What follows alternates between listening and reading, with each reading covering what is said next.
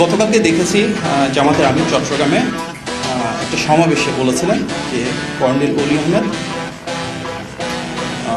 সবার আগে we revolt বলে চিৎকার করে উঠেছিলেন। দেখুন, মুক্তিযুদ্ধের ইতিহাসটা একটা মীমাংসিত বিষয়, সারা বাংলাদেশের প্রতিটি মানুষ জানেন যেটি সত্য, যেটি সঠিক।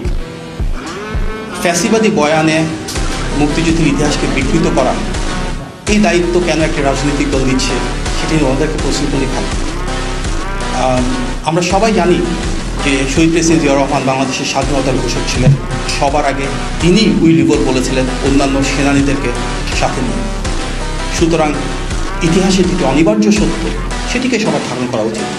বিশেষভাবে যে রাজনৈতিক দল মহান স্বাধীনতা যুদ্ধে ভিন্ন অবস্থান ছিল, বাংলাদেশের স্বাধীনতার বিপক্ষে অবস্থান নিয়েছিল, এবং যে দলের অনেকেই অনেক শহীদের রক্ত